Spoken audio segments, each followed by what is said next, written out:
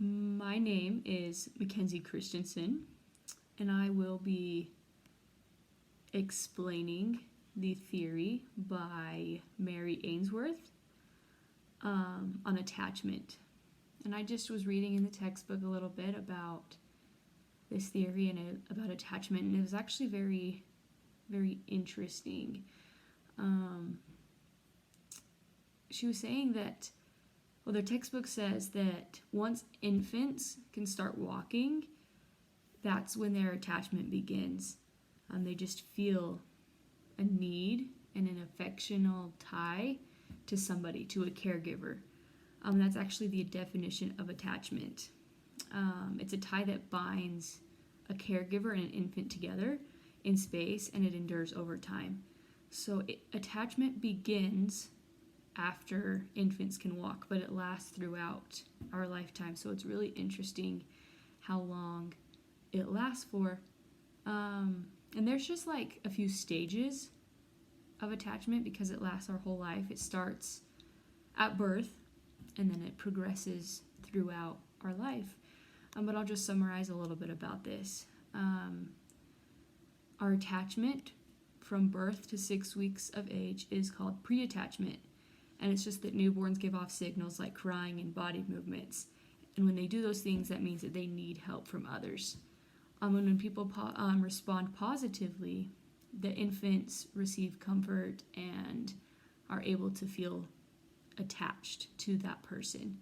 The next stage of attachment happens between the ages of 6 weeks to 8 months, and this attachment is called attachment in the making.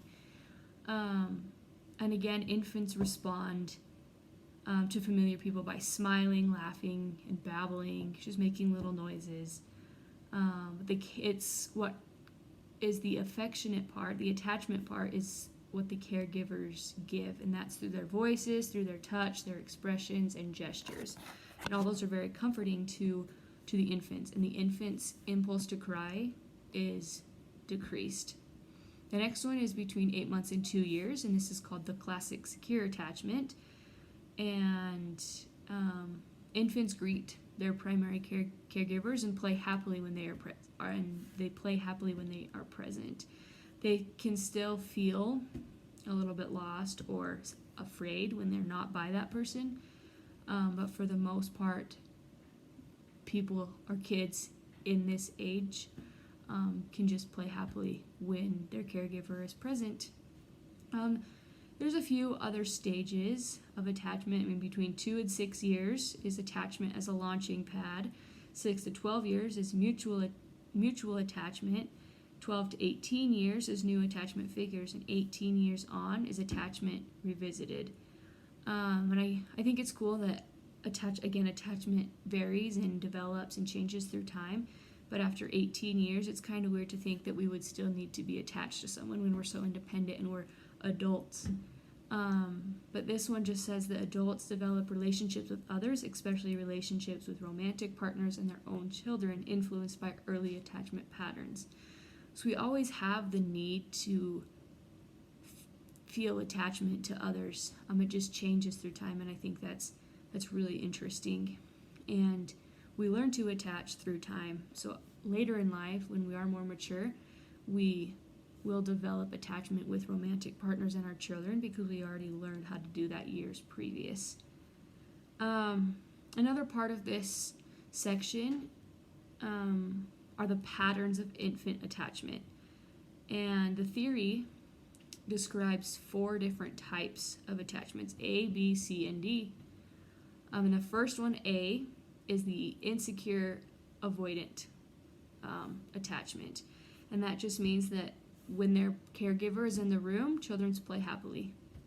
When the mother leaves, child continues playing, and when the mother returns, child ignores her. So really, like, kids are just very independent, and they're okay with or without their caregiver. They just continue to play. They're very happy with who they are. Type B is the secure, and when the caregiver is in the room, the child just continues to play, just normal. When the mother leaves, the child pauses and is not happy, becomes a little unhappy and a little stressed with the unattachment there. When the mother returns, the child welcomes the mother back and returns to play, just like normal. Part C, or type C, is insecure reassistant pattern. And then when the caregiver is in the room, the child clings and is preoccupied with the mother. So she's just very connected and like physically attached to the caregiver or the mother. And when the mother leaves, the child is very unhappy. May stop playing. All that is just not happy that the mom or caregiver is not in the room. And when the mother returns, the child is angry. The child may cry, hit, mother, or cling. Which is kind of interesting that they needed the mother, is so preoccupied with the mother, yet is upset when the mom returns. And the part D is disorganized. And when the mother is there, the child is cautious. It's very cautious, careful how they play. The mother leaves and the child may start to yell or stare. The child looks confused or scared. And when the mother returns, the child acts oddly, may scream, hit self, or throw things.